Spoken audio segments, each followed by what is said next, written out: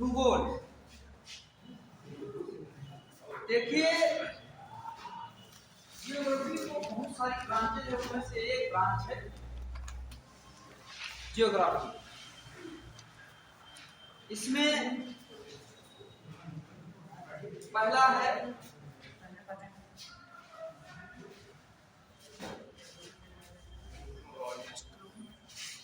इसको क्या कहते हैं हिंदी में? खगोल या खगोल विज्ञान। खगोल मतलब इसमें खगोलीय घटनाओं का अध्ययन किया जाता है। दूसरा है जियोलॉजी।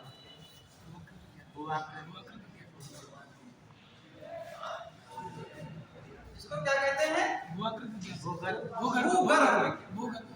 अभी बताते हैं बहुत उनके कॉन्सेप्ट को, आप ध्यान से बस सुनते रहिए। इच्छा करे तो आप नोट करिए, इच्छा करे न करे तो वो भी मत करिए, यही याद हो जाए। अगर यहाँ नहीं याद होगा तो कहीं नहीं याद। ठीक है, दिमाग खोल, तनाव रहित होकर बिल्कुल आराम से बैठिए, देखिए कितना आसान है वो। तीसरा क्या है? टोपोग्राफ। हमें कुछ लोग सब पढ़ के आए। भू आकृति विज्ञान। चौथा है आपका जियोग्राफी, जिसको भूगोल कहते हैं। भूगोल में हम लोग, और दूसरा भूगोल पढ़ने का तरीका होता है,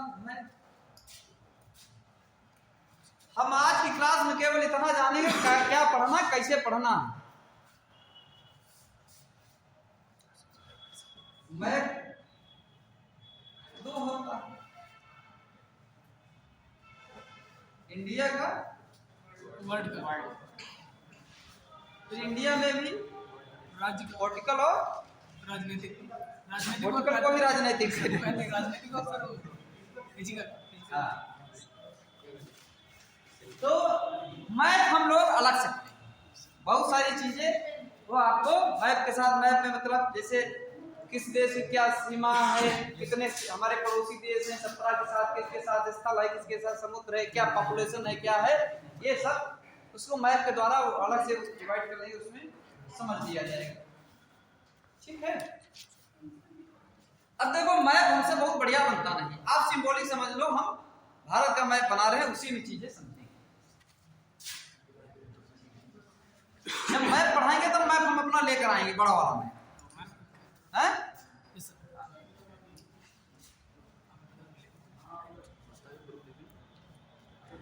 ये गुजरात वाला एरिया, इसको जब मान लो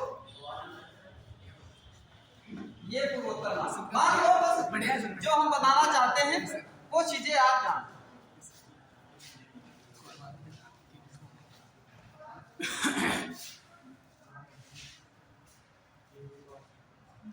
ये क्या होता है? अंग्रेजी में, हिंदी में बोलते हैं इसको उत्तरी। ये दक्षिण बोलते हैं, ये ईस्ट पूर्व बोलते हैं, पश्चिम। ये दिशा। दिशा ज्ञान आपको ठीक होना चाहिए। ये आपका थोड़ा और इसको ठीक किया जाए, कोशिश करते हैं। वो नहीं रहा है, ठीक है, आप समझ जाओ। मान लो ये भारत, ठीक। वैसे भूगोल के टीचर को मैप अच्छा बनाना आना चाहिए, हम नहीं बना पाते, वो अलग बात है। तो ये उत्तर पूरा पूर्वोत्तर वाला भारत, ये दक्षिण भारत, ये है आपका पश्चिम। पश्चिम। अब पृथ्वी की आकृति आप बचपन से पढ़ते आए, कैसी है? अंडाकार या गोलाकार। जैसे भूगोल, इसका शाब्दिक अर्थ यही बताया जाता है स्कूलों में कि भू गोल, पृथ्वी क्या है? गोल है, जबकि पृथ्वी गोल नहीं, पृथ्वी गोल नहीं, चपटी है, चपटी भी नहीं है। पृथ्वी है आपकी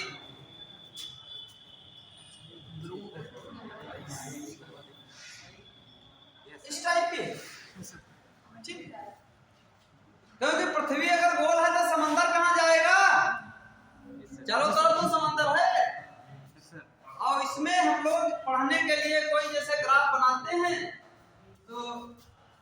ठीक है, कोई डाटा प्रदर्शित करते ये, चलो इसको छोड़ो, आपकी कक्षा से उदाहरण लेते तो ज्यादा बढ़िया।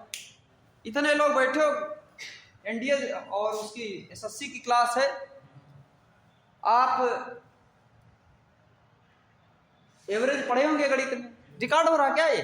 हाँ, तो फिर इसके सामने बोले। हाँ, तो फिर औसत आपने खूब पढ़ा होगा, ठीक है। अब इसमें इतने सारे स्टूडेंट बैठे हैं 50, सबका वेट अलग अलग है, ठीक। आपसे पूछा जाए प्रत्येक विद्यार्थी का वेट, किसी का 52 किलो है, 53 किलो, 54, 60, कोई 65 का भी होगा, कोई 70 का भी होगा, कोई 48 किलो का भी होगा। आपसे पूछा जाए इनका औसत क्या है, तो सबको जोड़ के नंबर आप स्टूडेंट से उसको डिवाइड कर दोगे तो औसत पता चल जाएगा क्या औसत है। तो उसी को पढ़ने के लिए इसमें हम एक औसत बना देते हैं।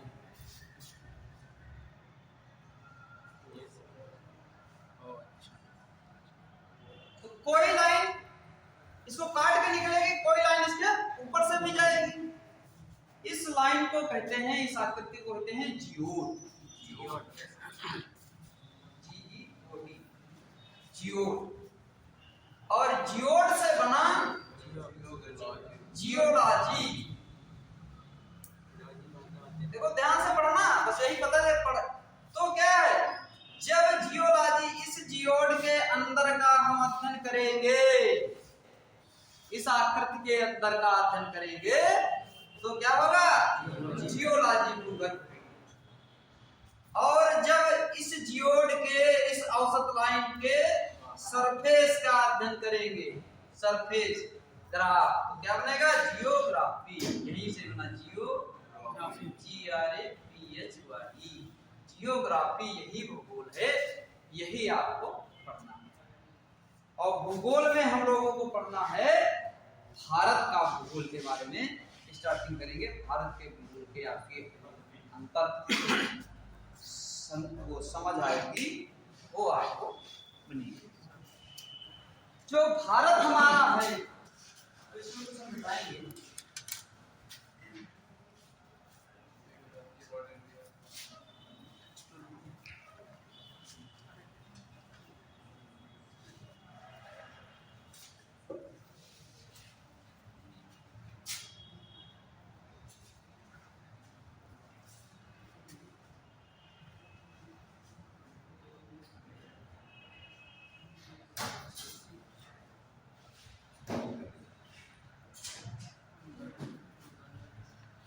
तो भारत हमारा निर्माण क्या हुआ, ये है क्या, गोंडवाना लैंड, सुना है? Yes sir, sir Gondwana pansy, ये क्या है, अंगारा। कलर्ड स्केल होते कई प्रकार के, तो और मजा आती है। ये क्या था, ये बीच में था टेथिस सागर। आपका भारत ये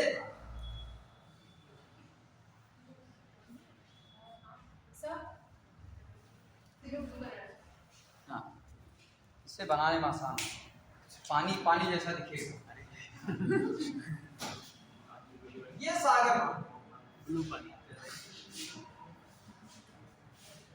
ये गोंडवाना लैंड। गोंडवाना लैंड पुराना है, इसीलिए दक्षिण भारत की लैंड जो है वो उत्तर भारत से पुरानी है, 5 करोड़ वर्ष ज्यादा पुरानी है, ठीक है। 5 करोड़ को भाग गुणा करो 12 से, 12 को फिर 12 से गुणा करो, फिर उसको 365 से गुणा करो। तो ये जो घटना हुई, ये आपका प्रायद्वीपीय भारत बोलते हैं, ये आपका गोंडवाना लैंड, ये भारत इतना था, ऊपर का भारत नहीं। तो ये दोनों प्लेटें, इसको उसमें प्लेट विवर्तन का सिद्धांत एक पढ़ा, बड़ी किताब, और हम बड़ी आसान चीजें बता रहे बिल्कुल कैसे भारत बना। ये दोनों प्लेट एक दूसरे की तरफ खिसकना शुरू, खिसक रही, ठीक है। ये जाके इसके अंदर, अब जब आटा गूंथते हो, घर में रोटी बनाते हैं सब, दिया उदाहरण है, ठीक है। उसको आटा गोल गोल बना के पात्र में उसमें बीच में पानी भरते हो, ठीक, और फिर गूंथते हो तो जब एक तरफ से मुक्का पड़ता है तो कहीं बाहर भाग जाता है, ठीक है। तो ये कचरा है, ये समुंदर है, हंसने की बात नहीं है, समझ लो इसको, ठीक है। ये इधर से फोर्स लगा रही है, ये समुंदर है, ये कचरा है, तो क्या होगा, ये ऊपर कहीं निकलेगा, निकलेगा नहीं निकलेगा, निकलेगा। मकान बनता है, मसाला बनाते देखा, बीच में पानी डालता लेकिन इसमें सीमेंट तो है नहीं, वो खड़ा कर देता है। अब ये भी ऐसा है, तो इसने इसको ठोकर मारी, ये इधर ऊपर निकल गया हिमालय, और ये आपका बना हिमालय, ये बना।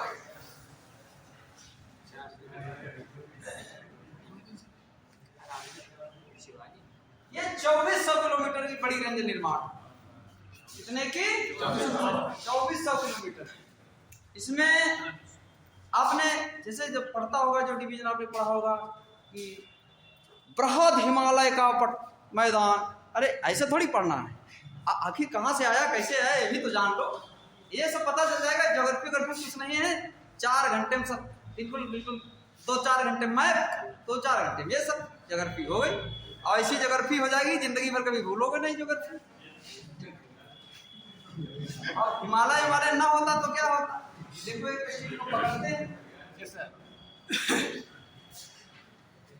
ये हिमालय के जो बाहरी भाग होता है इसको क्या कहते हैं, ट्रांस,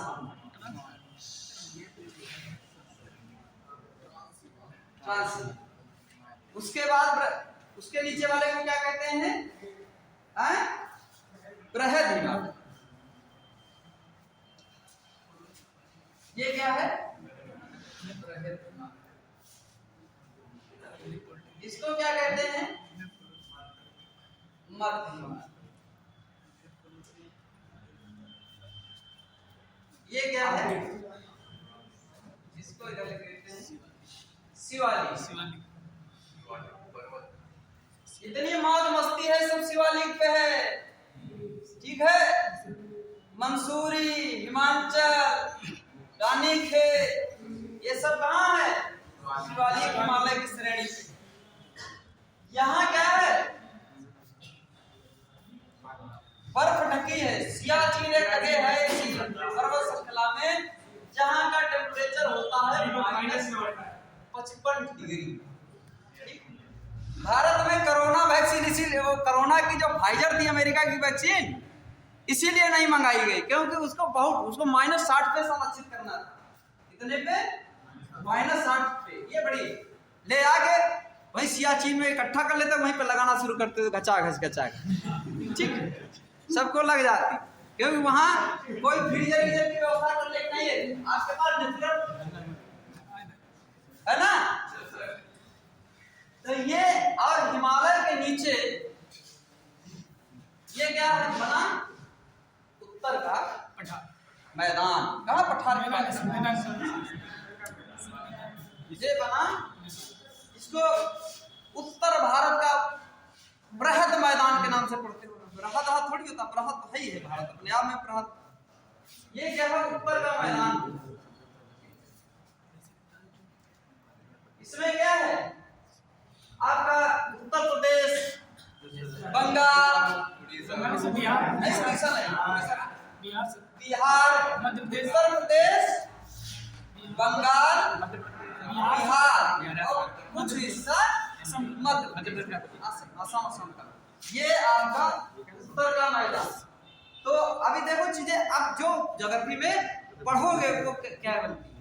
और तीसरा जो ये बना, ये क्या है, हाँ इसको दक्षिण का पठार भी बोलते हैं, दक्कन का पठार बोलते हैं, प्रायद्वीपीय भारत का पठार बोलते हैं, आप नीचे खाली पठार को, ये पठारीय भाग। और ये जो इलाका है आपका, ये भारत जो बिल्कुल ऐसा है, स्टेट लाइन नहीं है, ठीक, क्योंकि समुद्री तट है, कटा फटा एक्चुअल में इस टाइप का, ठीक है, ऊपर का ऐसे इधर। ये जो है इसको कहते हैं, क्या कहते हैं, तटीय क्षेत्र, तटीय क्षेत्र, क्योंकि दोनों तरफ इधर इधर ये अंडमान निकोबार लैंड। तो ये अब आप बताओ यहां क्या है? हिमालय है, पर्वत है। यहाँ की जो जलवायु होगी वो यहाँ की जलवायु है क्या? वो जलवायु यहाँ की है क्या? वो जलवायु यहाँ की है क्या? यही जलवायु डिफरेंस है, इसी को कहते हैं भारतीय प्रायद्वीप की जलवायु। ये एक आपका पढ़ने का टॉपिक हो गया। जो वनस्पति यहाँ है वो यहाँ पे नहीं, वो यहाँ पे है, वो यहाँ पे है, वो यहाँ पे है नहीं। जो मिट्टी यहाँ पे पाई जाती है क्या वही मिट्टी यहाँ मिलेगी? क्या मिट्टी यही मिलेगी? डिफरेंस है। भारत में बहुत सारी प्रकार की मिट्टियां पड़ी होगी स्कूल लेवल पे। ये क्या होगा? एक जगह का टॉपिक हो गया। जो लोगों की रहन सहन कल्चर यहाँ है वो यहाँ नहीं है। पहाड़ पे, वो क्या उत्तर भारत में है? यहाँ है पठार, यहाँ पे भी ऐसी व्यवस्था नहीं है। जो रेल उद्योग इंडस्ट्री यहाँ पे है, जो व्यवस्थाएं उत्तर भारत के मैदान में मिलती हैं वो क्या कहाँ मिलेंगी? प्रायद्वीपीय भारत में मिलेंगी। तटीय क्षेत्रों में वैसी व्यवस्थाएं होंगी नहीं। मतलब भौगोलिक स्थिति के बदलने से आपके जीवन स्तर पर प्रभाव पड़ता है, आपका जीवन स्तर बदल जाता है। यही पढ़ना है। तो ये हमने जो भारत के 4 हिस्सों में बांटा, क्या है पहला? जिसको आप कहते हो हिमालय, हिमालयी क्षेत्र या विशाल हिमालयी पर्वत श्रृंखला पढ़ते हो। दूसरा है उत्तर का मैदान,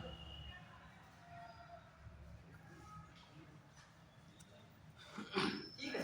इसको गंगा यमुना दोआब का क्षेत्र भी कहा जाता है, ठीक है। किताबों में अलग अलग बहुत से नाम हमको मिले। फिर है दक्षिण भारत, दक्षिण का पठार कह लो या दक्कन का पठार कह लो। तीसरा चौथा है तटीय क्षेत्र, तटीय क्षेत्र। ये 4 भागों में आपको भारत को बांट के पढ़ना है। जो भी अब यहाँ पे क्या है? हिमालय, सियाचिन ग्लेशियर में ये ट्रांस हिमालय वाली जो रेंज है पूरी बर्फ से ढकी हुई है। कोई वनस्पति जीव वहां पे नहीं, इसमें भी बहुत कम है। मध्य हिमालय से आपको स्थितियां हैं, जनजीवन यहाँ है, यहाँ कठिन। इसके नीचे ये जनजीवन से पूरा परिपूर्ण है। यहाँ की जो जलवायु होती है, क्योंकि यहाँ की क्या है, चूंकि जैसे जैसी भौगोलिक स्थिति होती है, चाहे मानव हो या वनस्पति हो वो या कोई भी जीवधारी हो, जो जीव यहाँ पे पाए जाते होंगे वो यहाँ पे नहीं पाए जाते, जो यहाँ पे पाए जाते हैं वो वहाँ पे नहीं होते। यहाँ की कंडीशन कुछ दूसरी है, इसीलिए कहा जाता है भारत को बहुविधताओं का देश है। अब वनस्पति के प्रकार वो अलग आप पढ़ते हो। अब आप यहाँ वर्ष भर बर्फबारी होती है, ठीक, वर्ष भर बर्फबारी होती, ये बर्फ से लदा क्षेत्र। अब यहाँ पे कोई आपने सुना होगा कि ऐसे जो है उत्तर भारत के पेड़ पौधे कैसे होते हैं, जैसे पेड़ पीपल बरगद का देखा, बिल्कुल पूरा एक ही पेड़ पूरे प्रांगण को ढक लेता है। हिमालयी रेंज में ऐसी वनस्पति नहीं मिलती, क्योंकि अगर पीपल बरगद वहां हो तो उतना बर्फ गिरता है, इसके ऊपर पूरा बर्फ ढक जाएगा, पेड़ को उलाट देगा।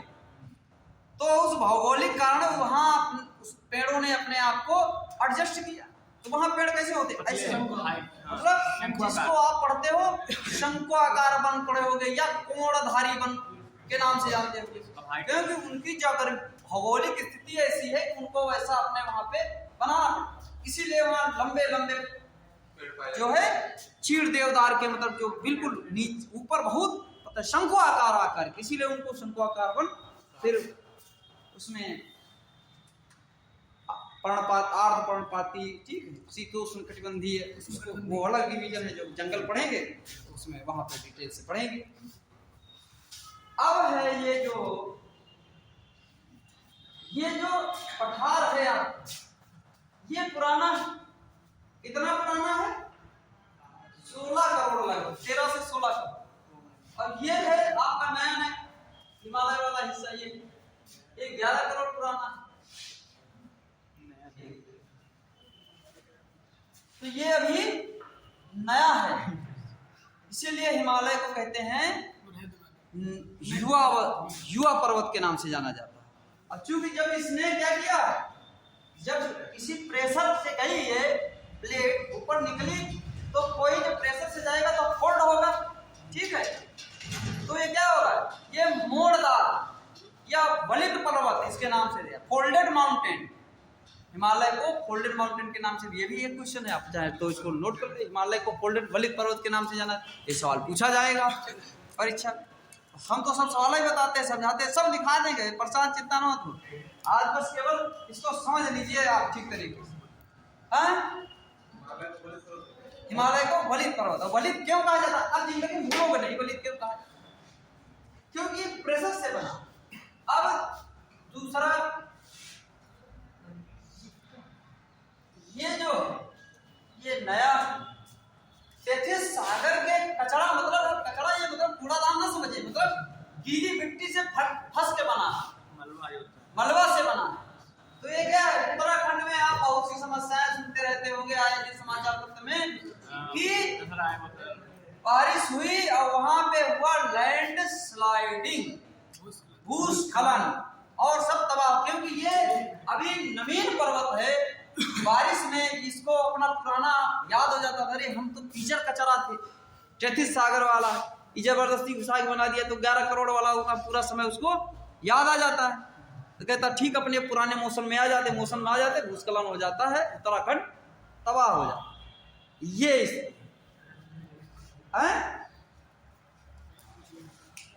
कोई सवाल, कितना समझ में आया किसी? बिल्कुल ठीक है, तो इसका नोट कर लो, फिर हम इसको मिटा के दूसरा करते हैं। नोट कर लिया, ठीक। अब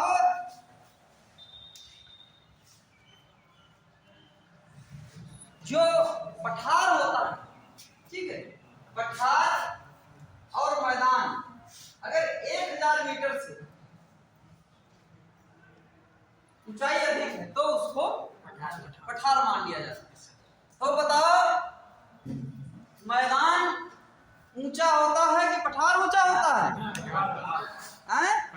पठार ऊंचा होता है, ठीक। सब लोग पठार से सहमत हैं? पठार ऊंचा होता है, और इसीलिए आपने सुना होगा, क्योंकि ये क्या है, नवीन पर्वत, हालांकि इससे भी पुरानी रेंज एक इधर है राजस्थान में, अरावली, वो ऐसे यही रेंज ऐसी थी। अब इसी कारण है, ठीक है, अगर हिमालय पर्वत न होता, ठीक है, तो जो इधर से बादल उठते हैं जाके हिमालय में टकराते हैं, खूब वर्षा बारिश करते हैं, जिसको कह देते हैं कि क्या कहते हैं, बादल फट जाने की घटना सुनते हैं अखबार पत्रों में कि उत्तराखंड में बादल फटे और इतनी तबाही हुई। ये जाके सीधे टकराते हैं हिमालय से, यहीं बरस जाते हैं। अगर हिमालय ना होता, अरावली रेंज ऐसे है, अगर हिमालय नहीं होता तो ये बादल सब ऐसे आते, ऐसे इधर से निकल जाते, पूरे भारत में सूखा, एक बूंद बारिश नहीं होती। तो हिमालय इसकी भौगोलिक स्थिति का अपना महत्व। इस पे एक IAS की परीक्षा में एक बार सवाल पूछा गया था, उसमें पूछा गया था कि यदि हिमालयी रेंज ना होती भारत में तो भारत की जलवायु पे क्या प्रभाव पड़ता। तो ये तो उसमें चूंकि उसने ऑप्शन ऐसे डिजाइन किए थे, तो उसमें था कि जो उधर साइबेरिया से शीत हवाएं आती उत्तर से, सीधे आदमी भारत में प्रवेश करती, सीधे भारत। तो यहाँ जनजीवन ही ना होता, ये लैंड क्या होती, शीत मरुस्थल, कोई जनजीवन नहीं, साइबेरिया बन जाता पूरा। जो सियाचिन है जहाँ जनजीवन नहीं है, सियाचिन में आपने सुना होगा सैनिकों को जो है वो वहाँ पे सीमा पे ड्यूटी करने के लिए विशेष प्रकार के वो सब दिए जाते हैं, उनकी वह जो सोने वोने का जैकेट वैकेट होता है वो भी विशेष व्यवस्था, क्योंकि अब कितनी दुर्गम स्थितियों में वहाँ काम करते हैं वो लोग, सब कुछ बर्फ ही, मतलब -55 पे आप समझिए, समझ रहे हैं? जनजीवन दुरुस्त, स्थितियां खराब है, ठीक है। तो ये जो पठार में होता है और मैदान में सारा जनजीवन सामान्य है, क्योंकि क्या है, उपजाऊ। अब अगली हम चर्चा करेंगे, थोड़ा घटाएं कुछ, भारत बना रहने दो, ये बिटा, ये तो समझेंगे कि कैसे बना हिमालय।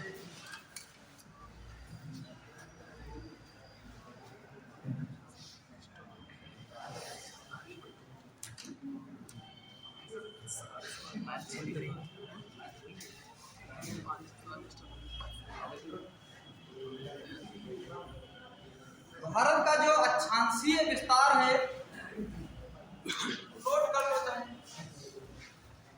उत्तरी गोलार्ध में भारत किस स्थिति में स्थित है? उत्तरी गोलार्ध। क्या है ज्योग्राफिकल इसका फैलाव, किस पता है किसी को? पढ़ा होगा।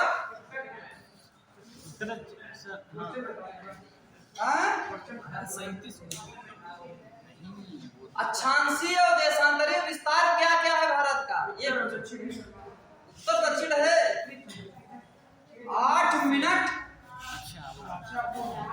4 डिग्री, 8 मिनट 4 डिग्री से लेकर 37 मिनट 6 डिग्री। हाँ 37 डिग्री लिखा। मिनट को डिग्री ऐसे बनाते हैं, मिनट को ऐसे लिखते हैं आइजन से। ये आपका है उत्तरी अक्षांश में, और 68.7 से लेके 97 डिग्री .25 ये भारत का देशांतरी।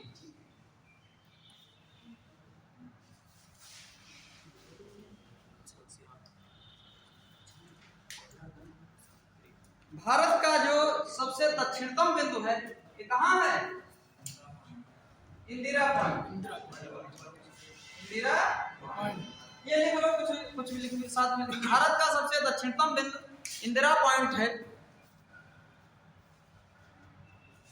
भारत का ये फैक्ट आ गए बीच में, बाकी आगे भी सबसे दक्षिणतम बिंदु इंदिरा पॉइंट है।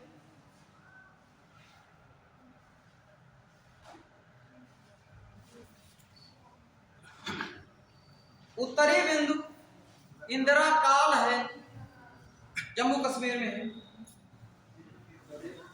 उत्तरी बिंदु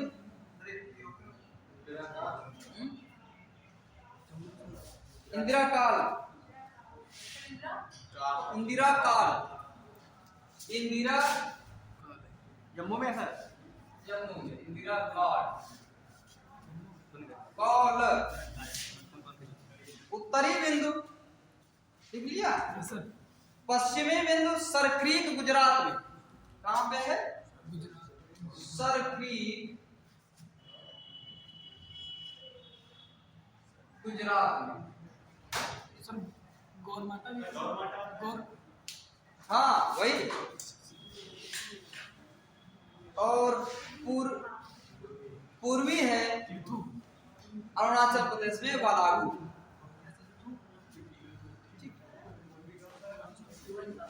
क्या सर है? अरुणाचल प्रदेश में बालागू। ठीक है, बहुत सारी किताबों में उसका प्रोनाउंसिएशन डिफरेंस मिलेगा।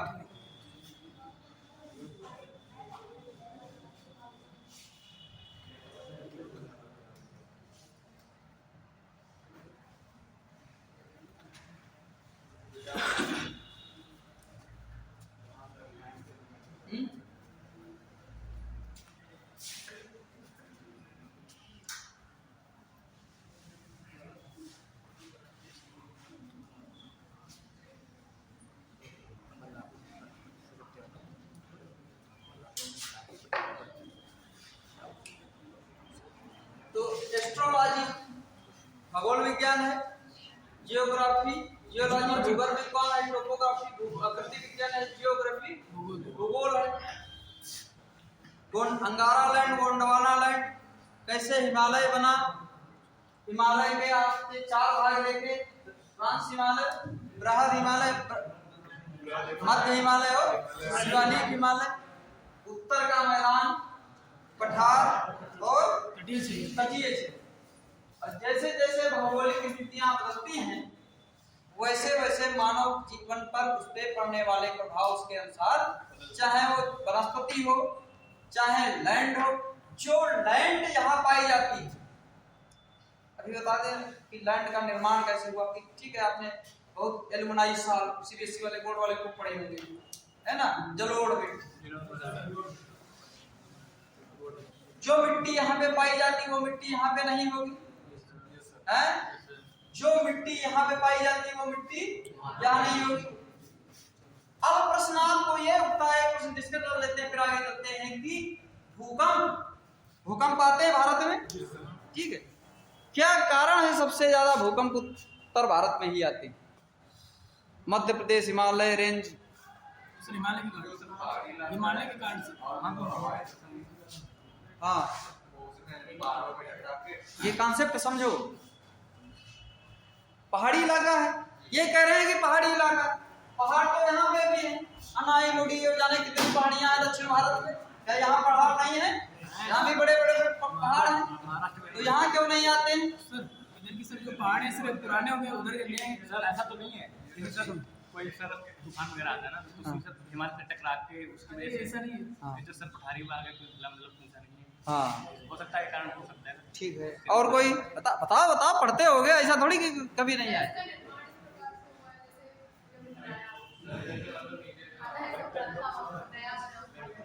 हाँ, और अरे गुरकुच बनाए बैठे हो, बताओ महाराज, ऐसे नहीं काम चलेगा, ठीक है। संकल्प होना चाहिए। अगर संकल्प लेके आए हो और उस संकल्प पे पालन करोगे तभी मिलेगी मंजिल।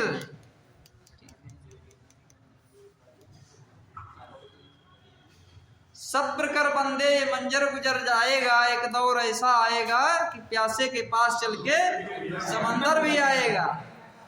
थक कर ना बैठ मंजिल के मुसाफिर, मंजिल भी मिलेगी और मिलने का मजा भी आएगा। लेकिन सर झुका के ऐसे बैठोगे तो मंजिल ना पाइयो, ठीक है। मेहनत करनी पड़ेगी, संकल्प, नाक कान सारे रोम छिद्र दिमाग के खुले होने चाहिए, ठीक है। देखिए जो मैंने बताया, गोंडवाना लैंड और अंगारा लैंड, जो टचिस सागर क्या हो गया, गायब हो गया। जो उससे हिमालय का हिमालय निर्माण क्या है, मिट्टी भूस्खलन की घटनाएं दक्षिण भारत में नहीं देखते हैं। वहां की चट्टानें कितने साल पुरानी, इससे 5 करोड़ पुरानी। 5 करोड़ पुरानी मतलब मजबूत हो गया ना आदमी, पक गया। अब तो गांव में भी बैठे हो गए, हम तो गांव शहर हर जगह से हैं, सब देखा है। गांव में क्या होता है, कोई बुजुर्ग अगर चारपाई बैठा है तो छोटा आएगा तो बुजुर्ग उठेगा नहीं, हटता है। उस छोटा जो युवा होता है उसको या तो नीचे बैठना पड़ता है या तो बाजू में बैठना पड़ता है। और युवा अगर बैठा हो और बुजुर्ग आ जाए तो कहेगा लट, ठीक है, उठ, तो उठ के भाग जाएगा। यही स्थिति है, स्थितियां वही है, क्योंकि जो हमारी पृथ्वी क्या है, ठंडी हुई, ये कैसी है, अंडाकार है, ठीक है, गोलाकार है, या आलू भुने खाए, भुना आलू तो खूब खाया होगा। अब भुना आलू जब खाते हो तो जब छीलते हो तो उसका सरफेस क्या होता है, उसका सरफेस ठंडा हो चुका होता है, ठीक है। ये दूसरे गोले की बात है। कौन पिक्चर आई थी वो, पीके कहता था कि हमारे दूसरे गोले से आया था, ये गोला की बात। तो ये गोला का जो बाहर का हिस्सा है ये क्या हो गया, ठंडा हो गया। और उसी समय आलू फोड़ के अगर अंदर उंगली कोच दो तो जल जाओगे नहीं जल जाओगे, ठीक है, जलोगे कि नहीं जलोगे, कभी प्रयोग करके देखना जाके। तो ये अपनी ये पृथ्वी जो है, ऊपर से सरफेस तो ठंडा हो गया, लेकिन अंदर से अभी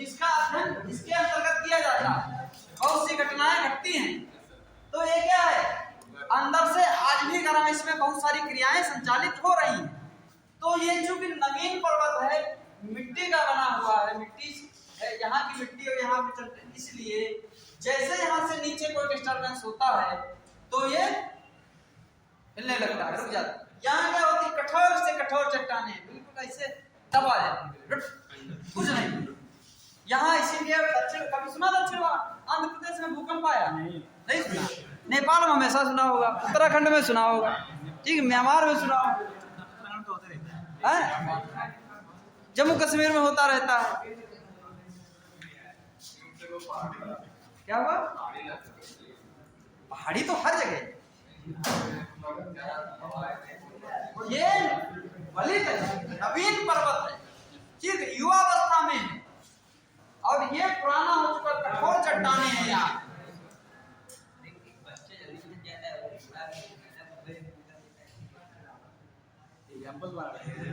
अब है कि मिट्टी का निर्माण कैसे, पृथ्वी तो बन गई, मिट्टी भी तो बनी जिसमें मैदान में हम लोग खेती बाड़ी करते हैं, नहीं करते हैं? तो हिमालय से क्या हुआ, नदियां निकली,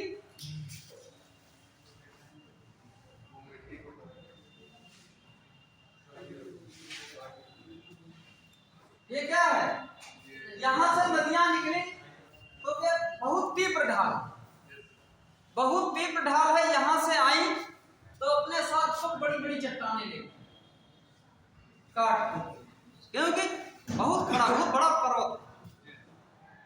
और ठीक है, तो पानी क्या होता है, पानी की प्रकृति होती है कि डालो धूप, अगर एक बोतल नाव जमीन में गिरा दो तो वो अपने जाने का मार्ग, एक तो इकट्ठा होगा पहले और फिर वो जाने का मार्ग, और चूंकि वो वेग इतना जाता तो उसके रास्ते में जो भी आएगा खींच खांच के इसको भी ले चलो साथ, वो सभी चट्टाने जो है साथ अपने साथ तीव्र वेग से नदियां जब बही तो चट्टाने लाई, और चट्टाने लाके जब यहाँ पे कहीं इकट्ठा की,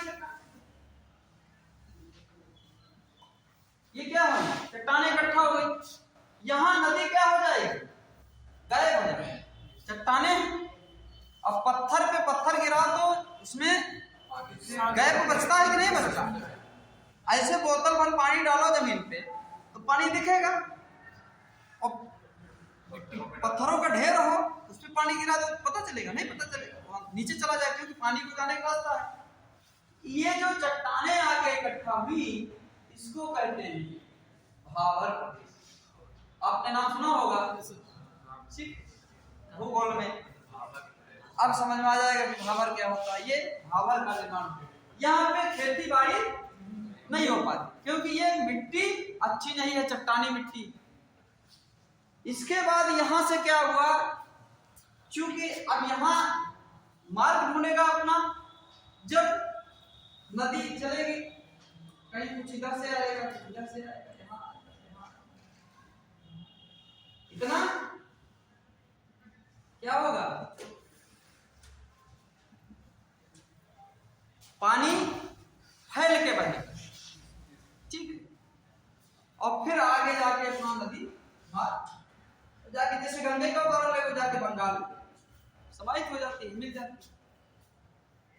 तो यहां पे जो होता है इस प्रदेश को, इसको क्या कहते हैं, इसको कहते हैं, क्योंकि यहां क्या हो जाएगा, दलदल हो जाएगा, दलदली बूंद भी इसको। और ये जो किनारा वाला है इलाका, इसको कहते हैं भूगोल में खादर। क्या कहते हैं, खादर। ये सबसे उपजाऊ होता है, उपजाऊ होता है। और खादर के बाहर वाले इलाके को जो इधर होता है इसको कहते हैं बांगर। ये सब सवाल पूछे जाने वाले हैं आपके, सारी सस्सी बड़ी बड़ी परीक्षाओं में हर जगह समझ लो, क्योंकि अब ये होगा नहीं तो इसको बार बार रटते होगे। कभी कभी भादर में कंफ्यूजन होता है, कभी खादर बांगर में कंफ्यूजन हो जाता है। बांगर भी उपजाऊ होती है लेकिन खादर जितना नहीं।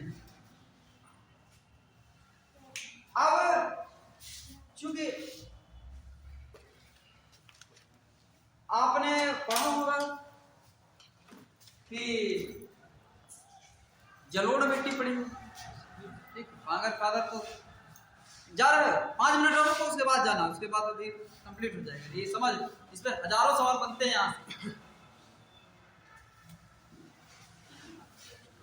ये चट्टाने आई, ठीक है, यहाँ फंस गई, ये क्या बना, भाबर प्रदेश। ये तो दलदल है, इसके किनारे जो क्षेत्र है, यहाँ क्या होता है, प्रतिवर्ष जो है बाढ़ का पानी आता है। उत्तर प्रदेश, बिहार, तराई इलाका, ठीक, हर साल बाढ़ आच्छादित होती है।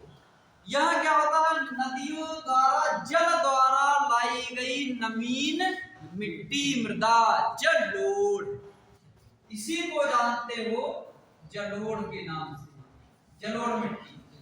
जो अब इसलिए अभी ये बिगाड़ा नहीं, अभी कंपेरिजन करेंगे, 5 मिनट और बोले देर रात 2 पहुंची जाओगे। ये क्या, जल द्वारा लाई गई नवीन मिट्टी बनी जलोढ़ मिट्टी। अब पूछो कि बांगर और खादर में अंतर क्या? बांगर क्या है कि जलोढ़, इसमें जो खादर क्या है, इस प्रतिवर्ष नदियां यहां से जल लेकर नई आती हैं या बाढ़ आती है, नई मिट्टी छोड़ जाती हैं, हर साल बाढ़ आती है, इसलिए उसको नवीन जलोढ़, या ये सबसे ज्यादा उपजाऊ होती है खेती की दृष्टि से, सबसे अच्छी खेती यहाँ पे अपडेट होती है।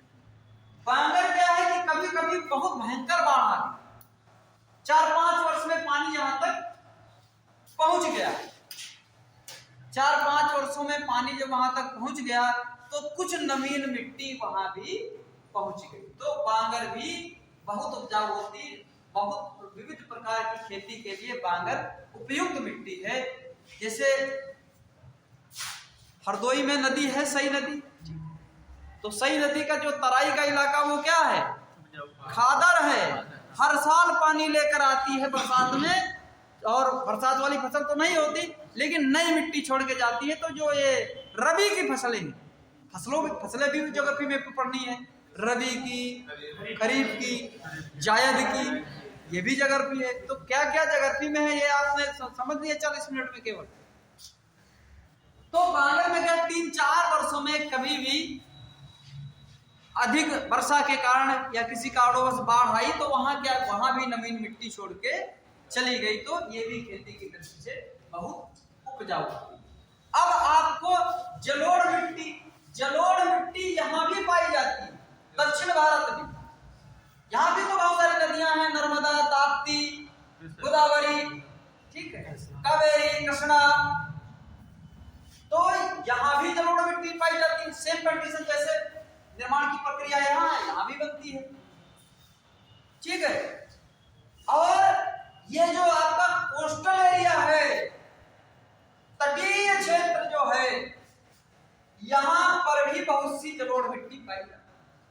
लेकिन जो यहाँ उत्तर भारत के मैदान वाली जो खादर है, जो जलोढ़ मिट्टी है, उतनी उपजाऊ क्या दक्षिण भारत वाली जलोढ़ होती है? होती है? नहीं होती। क्यों नहीं होती? अब कारण तुम लोग बताओ क्यों नहीं होती। मैं बता दिया, सब सवाल सामने लिखा, क्यों नहीं होती बताओ।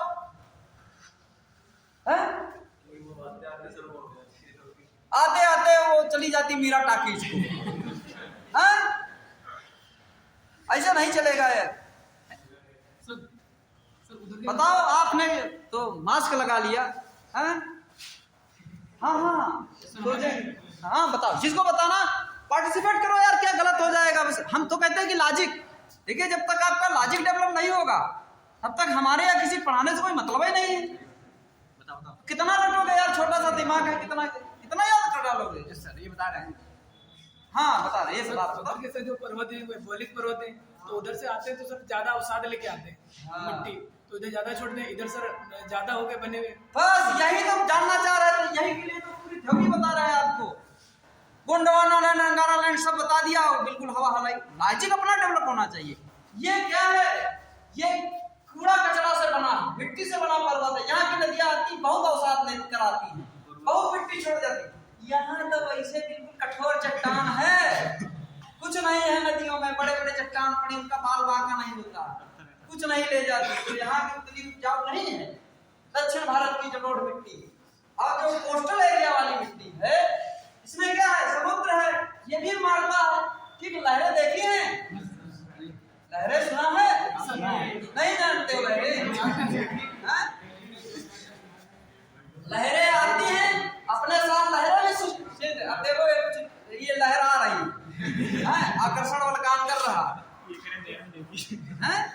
देखी हो। हाँ तो लहरों चक्कर मत रहो, नहीं तो फिर लहरों वाली जलोड़ बनेगी तो उसमें कोई काम नहीं चलेगा।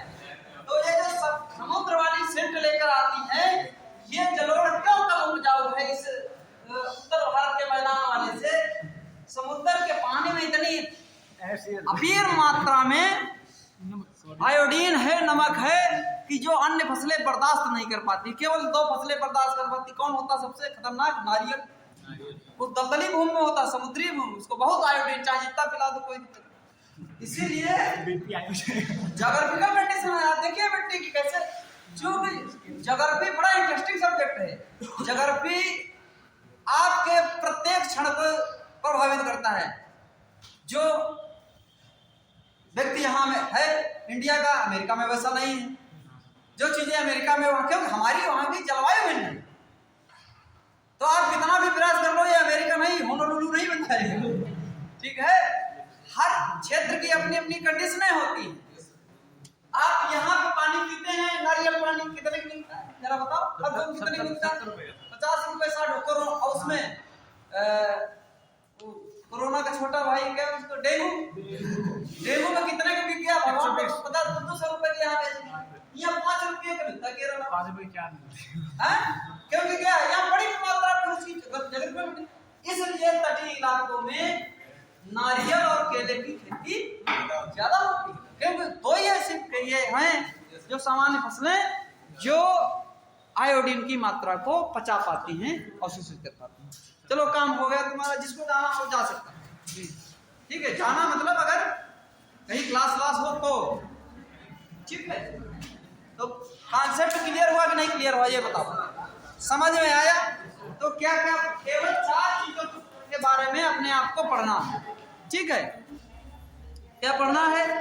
हिमालयी क्षेत्र, उत्तर भारत का मैदान, पठारी दक्कन का पठार या पठारी भारत, दूसरा है कोस्टल एरिया, तटीय क्षेत्र। ये आपके भारत का भूगोल के बारे में अध्ययन करना है। मैप में वो सारी चीजें अलग से हो जाएंगी, इंडिया का और वर्ल्ड का। कुछ एस्ट्रोलॉजी पढ़ लेंगे और कुछ खनिज अलग से पढ़ लेंगे, जो यहाँ पे सवाल बनते हैं परीक्षा की दृष्टि से। और ज्योग्राफी में ये सब पढ़ लेंगे। तो ज्योग्राफी क्या है? कोई कठिन सब्जेक्ट है? इंटरेस्टिंग आया? थोड़ा लिख लो, 2 लाइन लिख लो।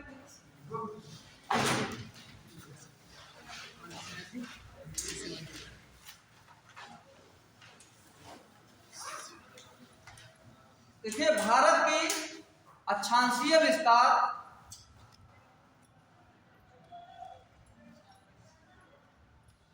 8 डिग्री 4 मिनट से 37 डिग्री 6 मिनट उत्तरी अक्षांश पे स्थित 8 लिखा 8 मिनट 8 डिग्री 4 मिनट और 37 डिग्री 6 मिनट उत्तरी अक्षांश तथा 68 डिग्री 7 मिनट, अरे गलत, मिनट में आयोजन होता बेटा, ठीक। 68 डिग्री 7 मिनट से 97 डिग्री 0.25 मिनट पूर्वी देशांतर के बीच स्थित है।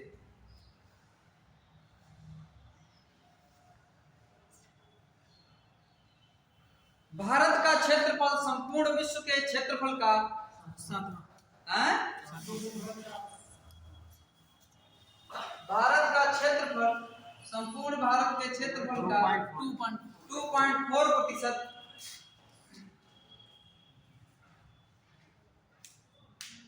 तथा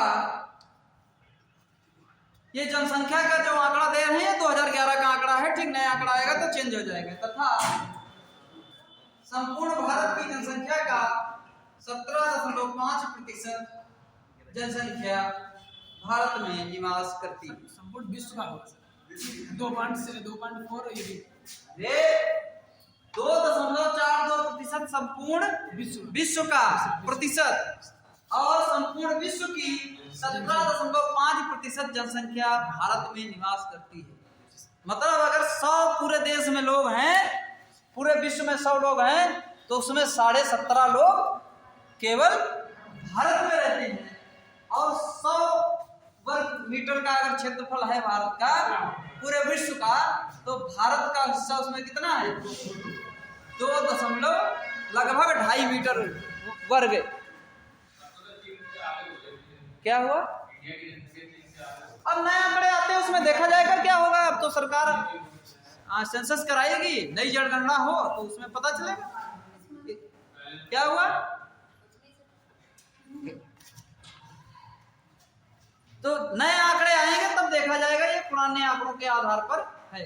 तो आप देखिए, चूंकि ये जो मैदान है, उत्तर का मैदान सारी अरुणाचल प्रदेश है। इधर अरुणाचल प्रदेश का वो आप जानते हो कि जनसंख्या घनत्व डेंसिटी 17 1 वर्ग किलोमीटर में 17 लोग रहते हैं। और इधर का कितना है पूरे भारत का? 343। देख लेना जाके, ठीक है। 243। अरे जो भी हो देख लेना। और उत्तर भारत, उत्तर प्रदेश, बिहार और बंगाल सारा घचपच यही है, समझ रहे हैं? बिल्कुल खचाखच भरा है पूरा, तो कोई वैकेंसी है नहीं, आप समझिए हर जगह पे। अब यही सारी समस्याओं का कारण बहुत बड़ा है। आप समझिए, सबसे बड़ी बात यह है कि देखो सीटें लिमिटेड हैं। हमारा मोशन केवल, हमारा जो मिशन है इतना है, सब यहाँ पे जितने लोग बैठे हैं सब लोग सफल हो जाए, हम तो ईश्वर से कामना करते हैं। लेकिन हमारा मिशन केवल इतना है कि सीटें लिमिटेड है, तो जितनी सीटें हैं बनेंगे उतने लोग, लेकिन जो नहीं बनेंगे वो लाजवाब नागरिक बनेंगे, इस देश को अच्छे नागरिक मिलेंगे। यही हमारा, वो एक अच्छे नागरिक होंगे, पढ़े लिखे, चीजों को नहीं, जो भी देखिए आपके कॉन्सेप्ट क्लियर है, आप अगर का विजन आपका क्लियर है, तो आप जीवन में जो भी काम करेंगे वो एकदम लाजवाब करेंगे, मस्त करेंगे, बढ़िया, ठीक। अब हम क्या बता रहे थे? हाँ, लिखा रहे थे, लिख लिया। भारत के कुल क्षेत्रफल का 43% मैदान है, 28% पहाड़ है,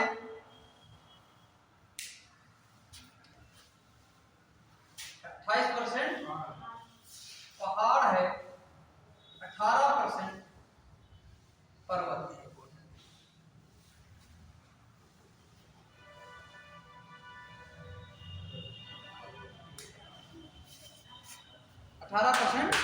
पर्वत, 11% भूभाग पर पहाड़ियां, 11% भूभाग पर पहाड़ियां। एक किताब है बड़ी अच्छी, वो तुम लोग बहुत महंगी भी नहीं है, ले सकते हो पढ़ना, भारत का भूगोल। वैसे हमारा पढ़ने के बाद कोई किताब का भी जरूरत नहीं पड़ेगी।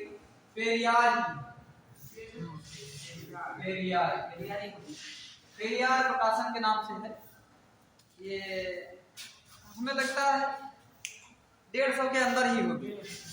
पहले तो 80-70 रुपए की थी, लेकिन लाख के रूप की बात बता रहे हैं।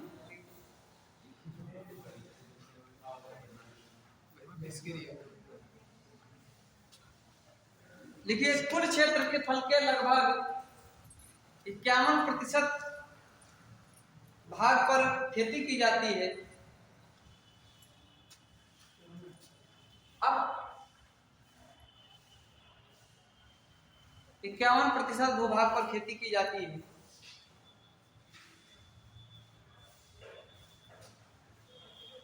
देखिए, यदि कहीं भी जो ढाल हो, 20 डिग्री का एंगल बनाओ, अगर 20 डिग्री की इतनी ढाल है तो उस पहाड़ी पे खेती की जा सकती है। उत्तराखंड में देखते छोटे छोटे खेत होते हैं, आसाम वगैरह में देखते हैं। यहाँ उत्तर भारत से हल बैल गायब हो गया है, वहाँ अभी भी है, बैलों की उपयोगिता है, वहाँ छोटे छोटे खेत होते हैं, वो लोग खेती करते हैं। कभी आसाम आसाम घूमने जाइए, देखिए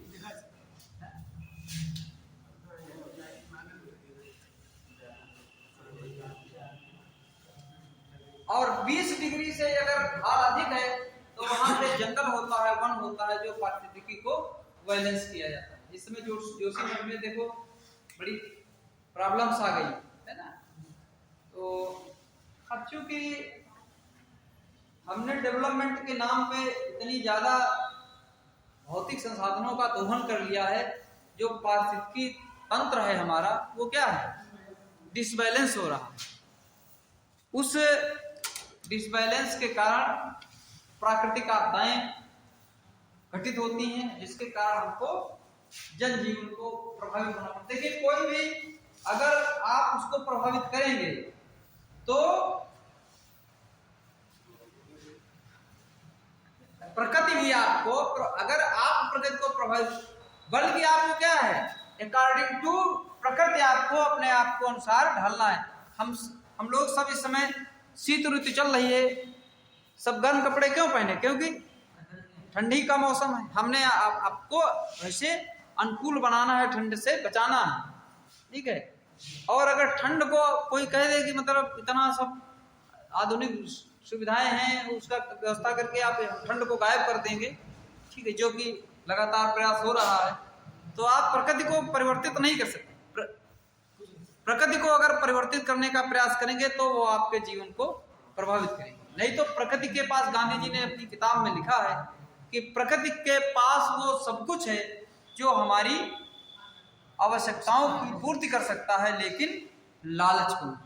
अब आज आधुनिक युग में मनुष्य विकास की अंधी दौड़ में क्या क्या कर रहा है, ठीक है, वो उसका दुष्परिणाम आपको भुगतना पड़ेगा, जनजीवन को उसकी कीमत चुकानी पड़ेगी। क्योंकि पारिस्थितिकी जो पर्यावरण है, आजकल एक इकोलॉजी साइंस बहुत डेवलप हो गया, उसमें भी बहुत चर्चा हो रही है। क्योंकि जैसे जैसे इकोसिस्टम हमारा डिस्टर्बेंस हुआ, आप देखिए दीपावली के मौसम के टाइम इतनी दिक्कतें आ जाती हैं दिल्ली में, जो है आग, और उसके बहुत सारे कारण हो सकते हैं, ठीक है। तो अब हम कल जो है ट्रांस हिमालय के बारे में अध्ययन करेंगे। ट्रांस हिमालय यही चारों पढ़ लेंगे, चारों डिवीजन में करके सुन लीजिए, अभी भागिए मत अभी। ट्रांस हिमालय उत्तर भारत का मैदान, पठार, तटीय क्षेत्रों के बारे में फिर मैप कर लेंगे। मैप में इंडियन वर्ड अलग अलग कर लेंगे, और फिर आपको उसमें जो भी खनिज है और जलवायु वो सब बता देंगे उसमें, और बहुत आसानी तरीके से आप ज्योग्राफी पढ़ लेंगे। समझ में आता आ रहा है, नहीं आ रहा? और बाकी नोट्स हम आपको जितने हमारे पास, वैसे अब तो आपका मैटर नोट्स के जितने कॉन्सेप्ट क्लियर कर लो, और किताबों को देखिए कि कुछ अपनी सोच डेवलप करो। देखिए हम लोग किताब पढ़ते, बेशक पढ़ते हैं, टेक्स्ट बुक पढ़ते हैं और बहुत से कॉम्पिटिटिव छप रहे हैं, लेकिन जो किसी ने तो टेक्स्ट बुक पहले लिखी होगी, उसके मन में कोई आइडिया आया।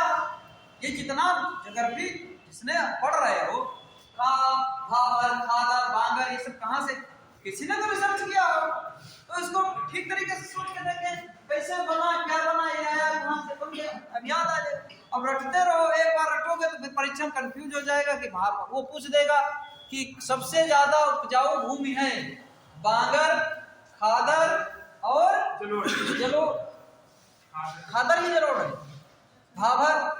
अब परीक्षा में हो गया कंफ्यूजन, लगाना था खादर, लगा है भाभर जी। लेकिन हम लोग अगर ध्यान में आएगा वो अगर लिखेंगे, मतलब लिखेंगे तो सच्ची बहुत थोड़ी ना बात नहीं लिखोगे, हम देखो ऐसा लिखने की प्रक्रिया इतनी आसान है, जितनी मतलब 2 मिनट में कह रहे हैं कि बस लिखने के पीछे है उसकी 20 वर्ष की मेहनत होती है। कोई बुक लिखने के पीछे उसकी रिसर्च होती है, फैक्ट होता है, क्योंकि वो मानकों पे खरी ऐसे थोड़ी कुछ भी लिख दो जो ज्योग्राफी हो जाएगी। वो मानकों पे प्रूफ भी तो होना चाहिए साइंटिफिक। मैंने जब इतिहास पढ़ाया था तो क्या कराया था? ऐसे जो भी कह दो वो इतिहास, जो भी कह दो वो भूगोल, ऐसा थोड़ी ना होता है। वैज्ञानिक सिद्धांतों पे, ठीक है, जो वैज्ञानिक पद्धतियों के मानकों पे खरा उतरे, ठीक है, ठीक है। देखो रिसर्च में सुधार की संभावनाएं तो होती हैं, उसमें हमेशा कोई ना कोई नवीन अनुसंधान हो सकता है, लेकिन ऐसे भी नहीं कि तो पूरा भारत 10 मीटर लंबा, भारत 5 मीटर चौड़ा, ऐसा थोड़ी ना हो। उसकी एथेंटिसिटी तो होनी चाहिए। तो कल हम लोग ट्रांस हिमालय और तुम लोग पढ़ के आइएगा, कुछ चर्चा करिएगा, बातचीत हो।